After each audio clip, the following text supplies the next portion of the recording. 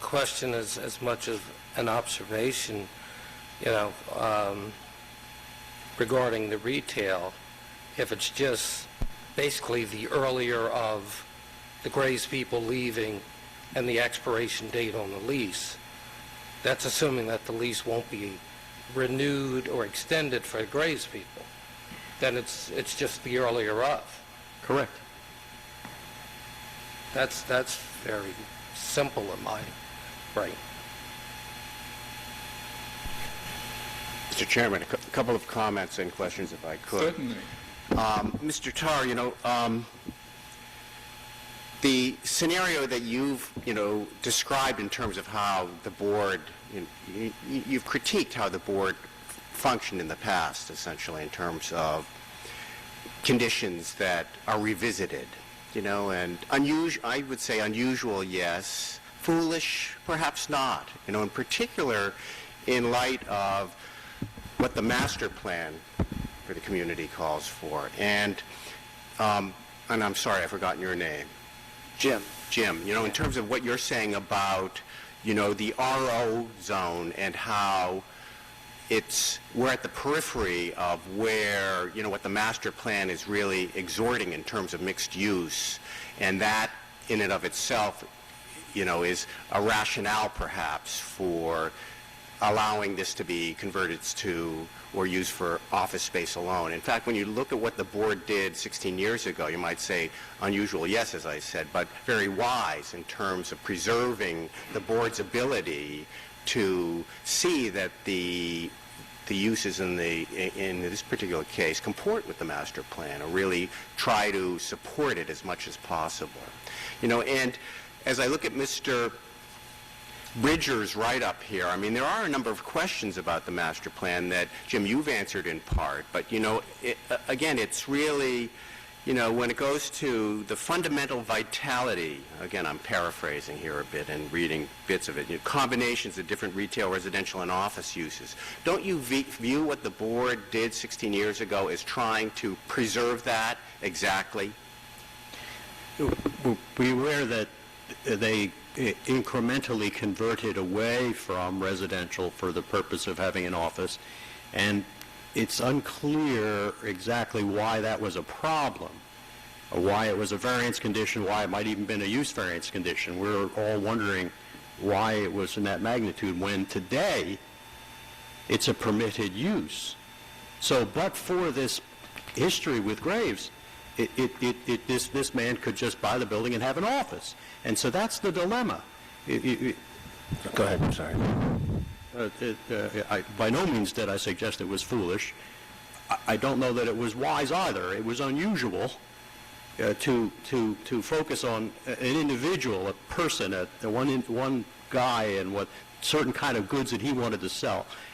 I feel that's unusual. Mr. Graves was an important man and so forth, but it's got us into a situation where the board said, well, but we'd like you to return it to apartments, when today there's not a need for Mr. King to do that if he simply came in off the street. So how do we mesh what occurred in the past for Mr. Graves' use with the permitted arrangement today that Mr. King would like to use? That's the problem.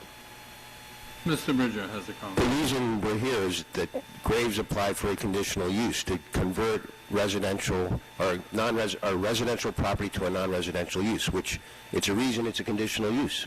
They wanted that to be a higher standard, not just to say, oh, you can take that residential use and convert it to commercial use without, it's as of right, it's a conditional use.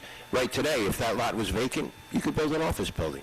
But it's not vacant. It was conditioned by this board that they would have to return here for those two apartments. It's a conditional use when you convert a residential apartment to a non-residential use, and that's why we're here.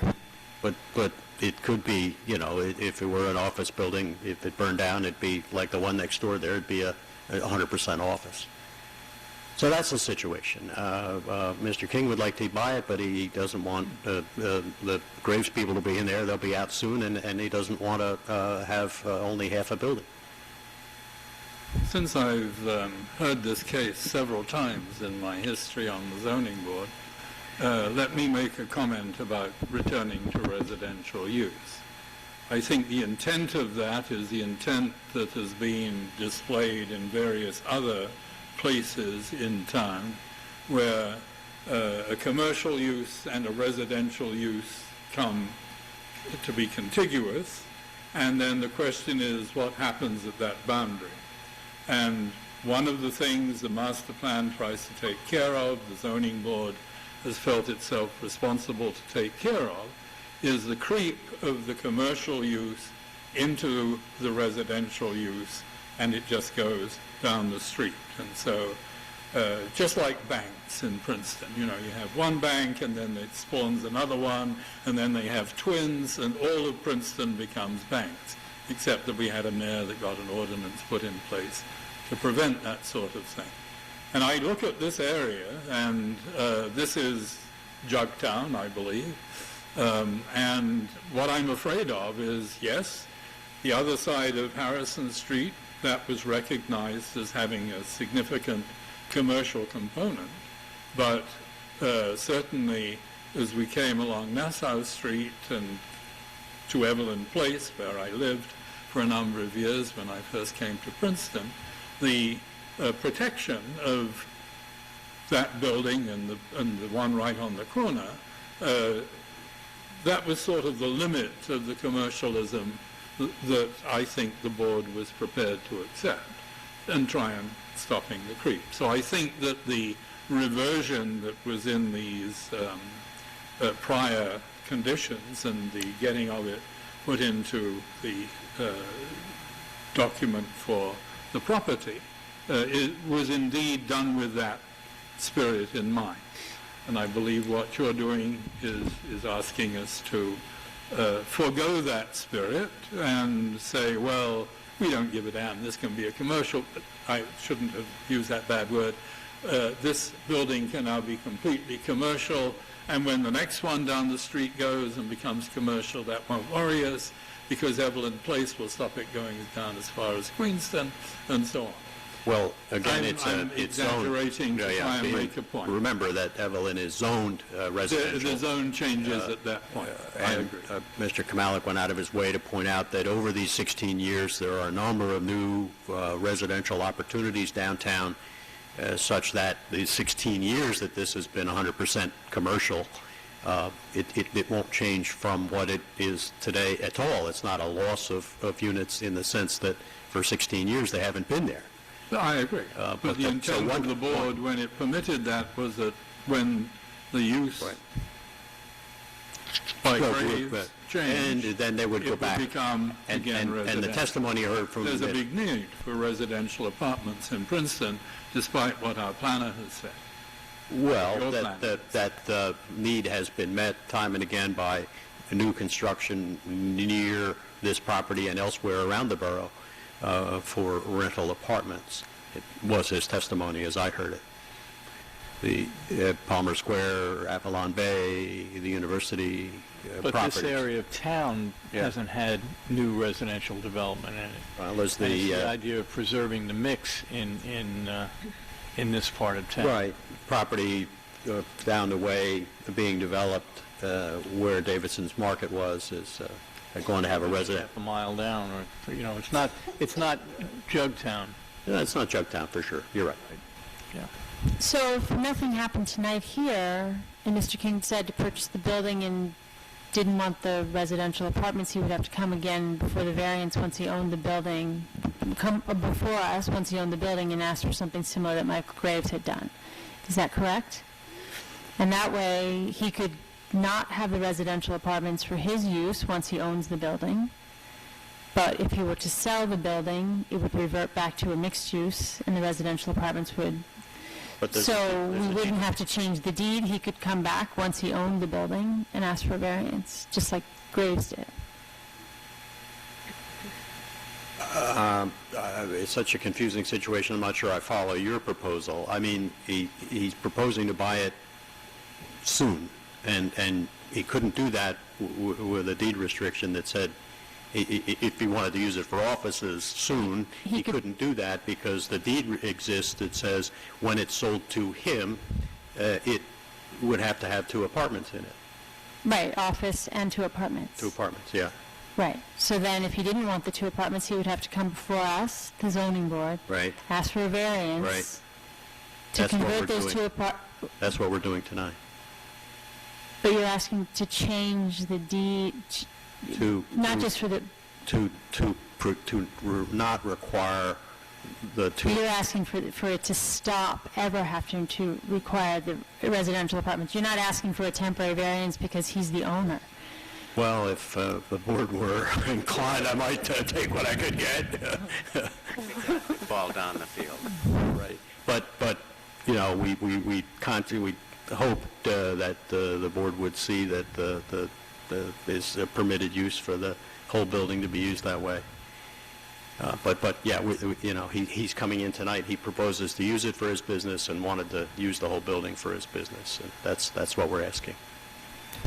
Mr. Tarr, you had stated earlier that you believe the, what should we say, the requirement that if Mr. Graves ever sold the property, there would need to be installation of 2 residential units was tied largely to his desire to have a non-permitted retail use. And I'm wondering, I don't know if that has any significance for the board because you still want to continue the retail use now. And I don't know if that's of concern to the board or not. I think in fairness, it was predominantly a condition when it started out with 1,700 feet of office, some of which was the retail, and there were 2 apartments. When Mr. Graves converted the entire building to office still with the retail component and took away the apartments, the condition was that when he stopped using this building, for an architectural office, that the apartments be restored. So it was primarily the office use, not the retail use, that triggered it, although there was a series of applications and they all carried that concept forward. So, Is it of any significance to the board in determining this question whether the property continues to be used for, should we say, architectural type use? Or, because I guess I'm still coming back to this question of a deed restriction and how that might be fashioned. And I don't know if that would make any difference to the board. Obviously, the ordinances now say office use. So for Mr. King, who wants to purchase, one restriction may work for him, might not work if he wants to sell it. So I don't know if that aspect of it... There's a distinction between architectural offices and any other offices. It may get into intensity of use. Well, that's sort of what I was wondering about, if that would have any significance for the board in terms of giving the applicant the relief they want.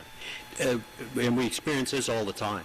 Down at 203 Nassau, there's a flower shop, and Derek, and the building's been sold, and they're going to have another retail use in there, and Derek has said, well, now, they had a book stop in there once, and that was okay, and then we got a flower shop, and that was okay.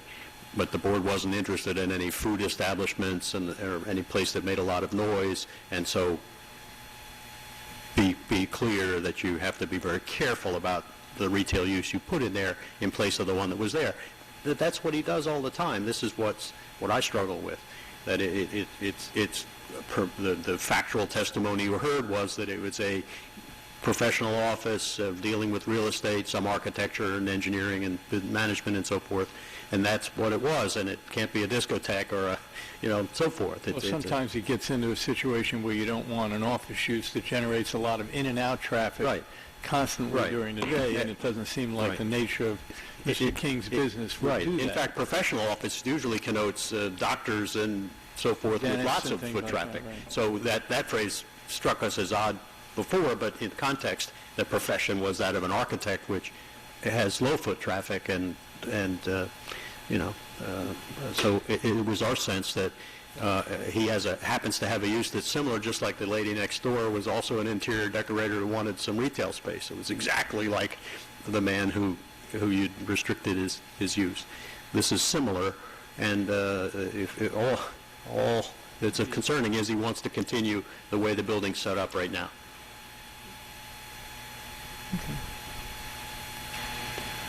Does anyone else have any comment? I think, I've come full circle as I've come to understand the background, the application, this was made to run with the person, meaning the Graves estate, and to me, that's clearly the old board said, if anybody else owns it, go back to square one.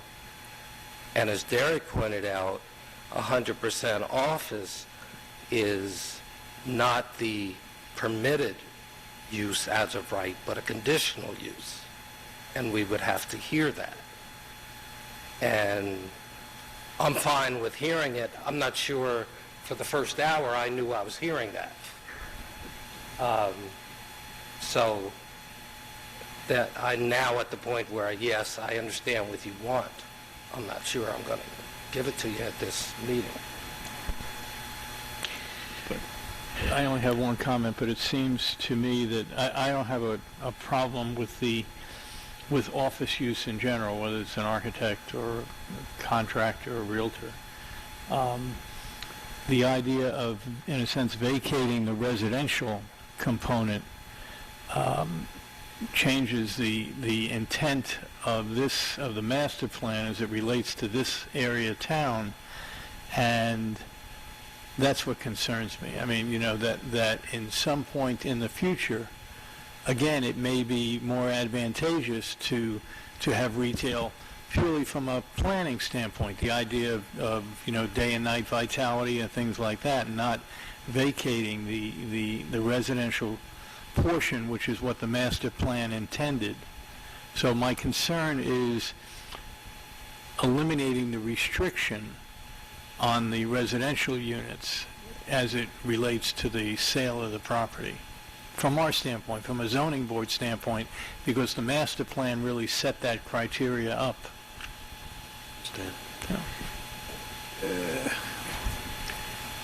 Anyone else have anything to say? I guess we need a motion of some sort.